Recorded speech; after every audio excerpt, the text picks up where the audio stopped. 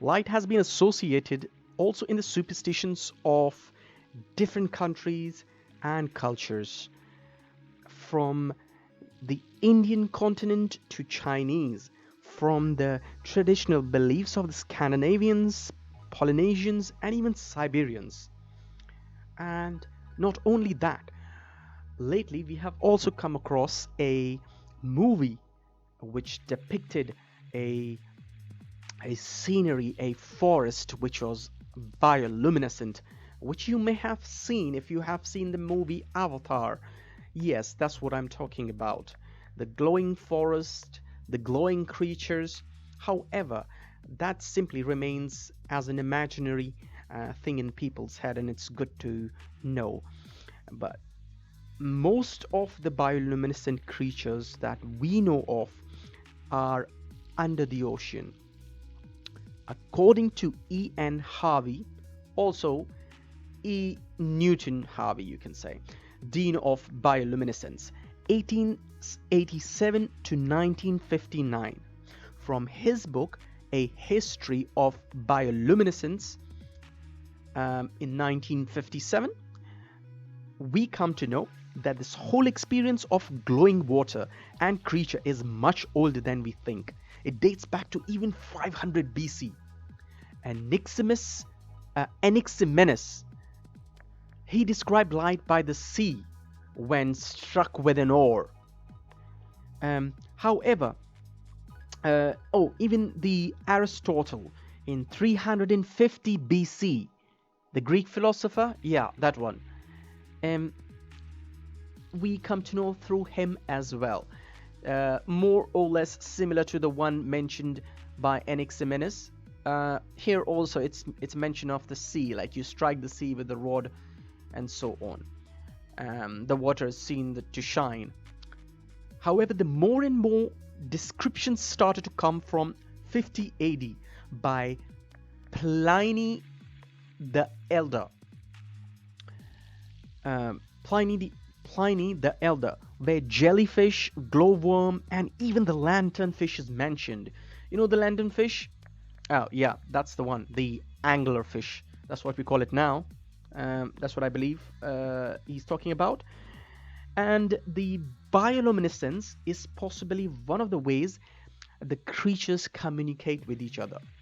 Now, one of the ways is to communicate with the similar creatures, to communicate with them, and there is another kind of communication which is for their predators, their predators, which is the predators, which is for to warn them uh, of not approaching them. For example, in the sea, there is a shrimp that pukes out the glowing liquid from its mouth. Now, this is not to attract its predators to attack them, but it is a kind of communication to let the bigger creatures, which are the predators of the predators, that here this creature is here, so attack them, because the bigger predators, the bigger creatures are not interested in eating the smaller ones with a glowing light in them. Hence, to deter these predators, the smaller creatures such as this shrimp and many other creatures also emit light for the predators, for the predator's predator. So they come in and they eat their predator. I know it's a bit confusing though, but yeah. Now, we also come to know about the stories from Indian culture about a a glowing stone and a cobra. You must have come across that a glowing stone, bioluminescent stone, guarded by a cobra.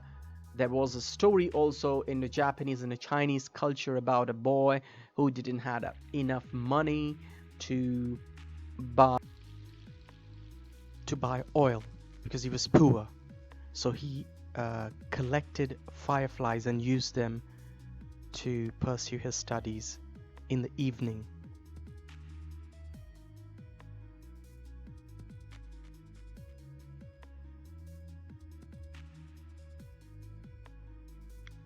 Technically speaking, these creatures are so much below the ocean that the normal fishes remain on the top, the ones that we are aware of, such as the dolphins, the tunas, and the mackerel, and all the other kind of sea creatures that we are aware of.